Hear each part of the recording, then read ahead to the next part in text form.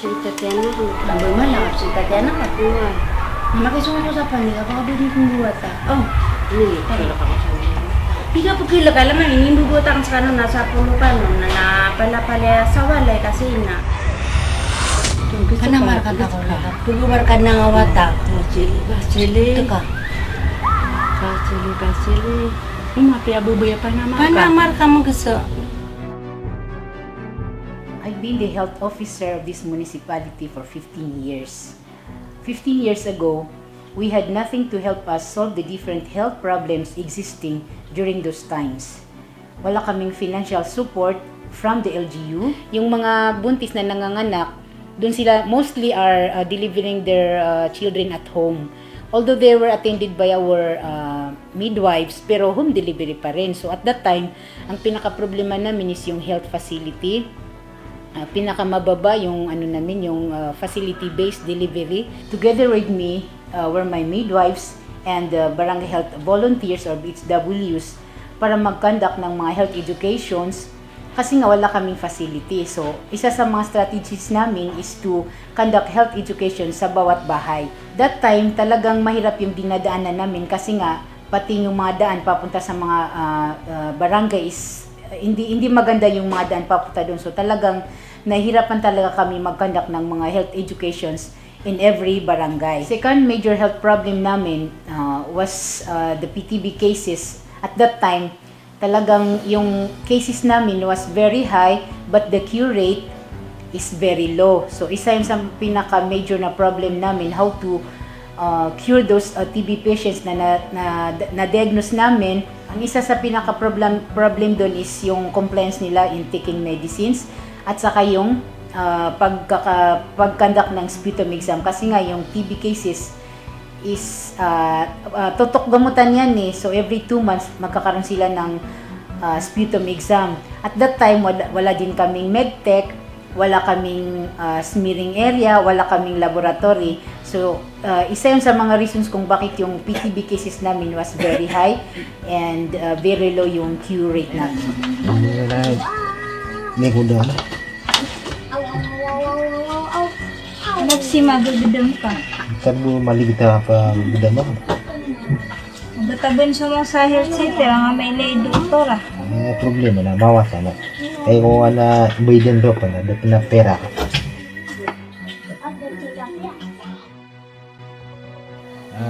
Di ko man pagkasun sa hospital. Isuin tayo sa resita na niya makalalayarga sa bulong. Pero ni sobra ay miya suga to bulong na sobra kumapat polo. Hindi ako sa kumapat polo na manggawin na minom karo. Hindi ka na ba pa na manggawin pa na 3 times a day. Hindi karo ko. Kibulong ako na kuwan. Sa nga mga utan-utan, ito ki kuwan. Maluron pa bulong. Isa pa sa pinaka-problema namin dati is number 1 na disease entity na talagang palaging number 1 dito sa amin is yung diarrhea, yung mga acute gastroenteritis, mga diarrheal cases. This is because of the lack of proper waste disposal, lack of clean water supply, and no safe drinking water.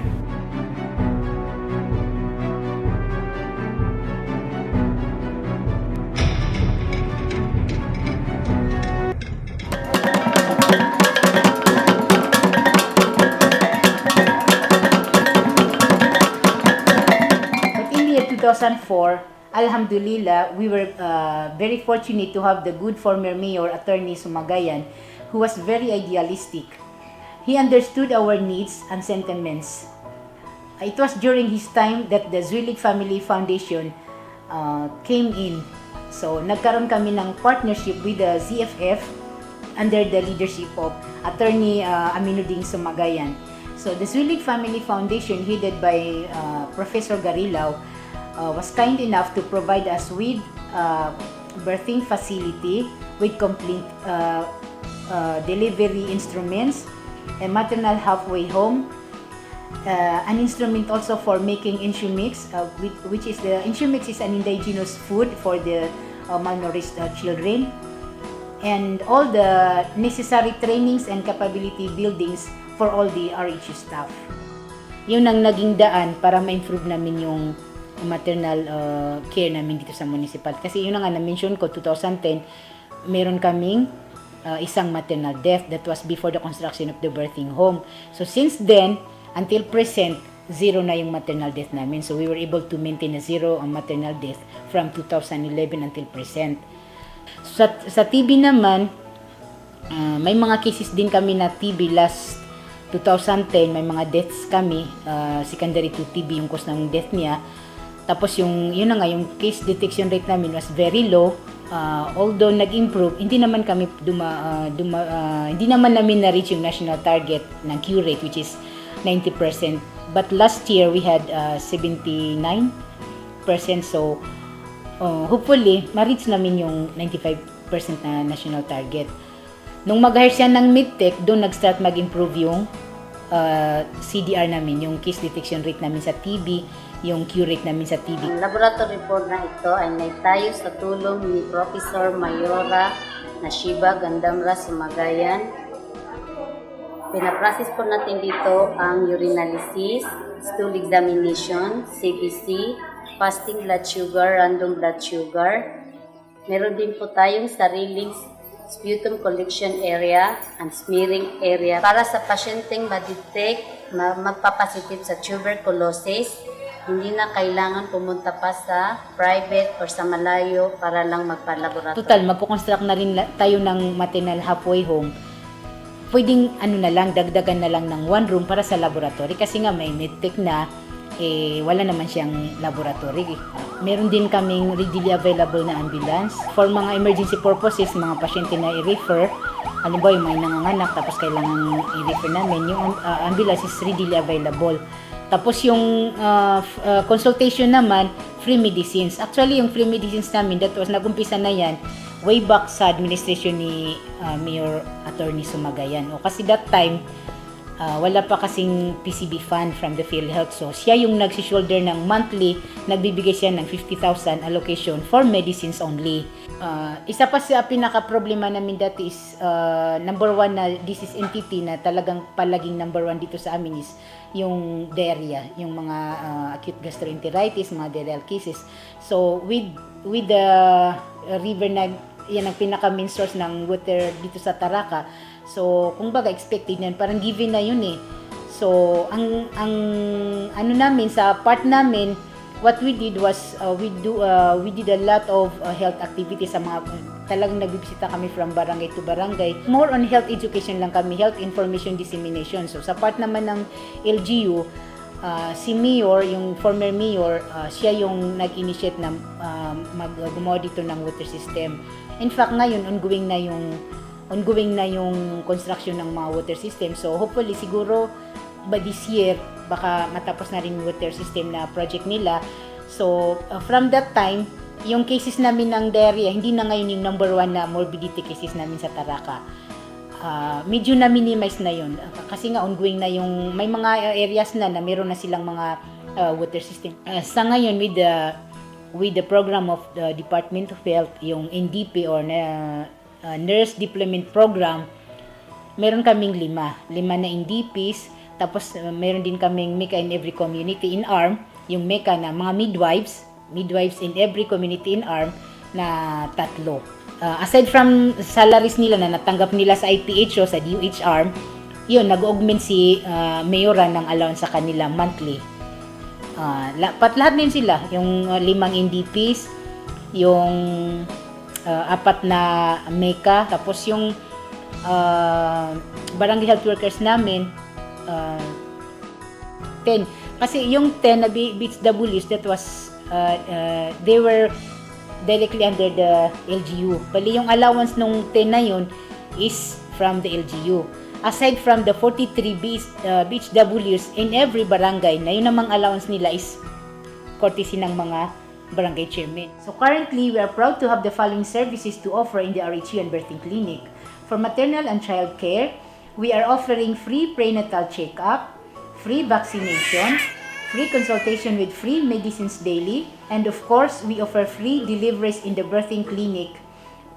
Meron din kaming free newborn screening for those mothers na sa aming nanganak. Actually, even those mothers who delivered at home, their children is also privileged to receive free NBS sa health facility namin. That is courtesy of the current Mayor Professor Nashiba Sumagayan.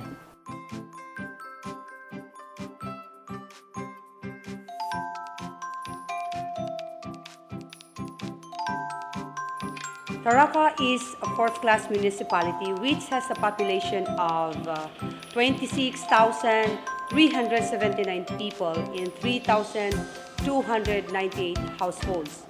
Most of its constituents find their means of living from agro-fishery and agricultural practices. Now, most of our projects are anchored with the previous, like the maternal home and the birthing clinic. Now, actually, the purpose of this birthing clinic and the maternal home is to continually provide maternal care. Kasi based on actual observation, no, nakita ko kung gaano kahirap manganak sa bahay. Yung risk, isa yan sa mga reasons kung bakit ako nag-issue ng executive order para doon sa no to home deliveries. Our continuous partnership with the Zuilig Family Foundation has contributed a lot to our constituents for the realization, actualization, and sustainability of our programs and services of this municipality. Aside from the projects provided by the Zuilig Family Foundation, I also extended on health programs through issuing executive orders like reorganizing the local health board of the municipality of Taraca, Lanao del Sur, local code of marketing of breast milk substitute, breast milk supplement, and other related products, an order directing the adoption of a performance-based incentive system for the barangay health workers. Now, aside from these executive orders, which were issued by yours truly, we also adopted some of the ordinances which were already implemented by the previous administration, like tobacco control within the territorial jurisdiction of the municipality of Taraca, Lanao del Sur. With all of these accomplishments and reformations, we can achieve more through collaborative works of all health stakeholders and the people of Taraca. Kalusugan niyo! Umaasa ako at nananawagan ako sa national government, regional government, provincial government, Department of Health, and Zuilig Family Foundation sa patuloy na suporta sa aming layunin tungo sa malusog na komunidad.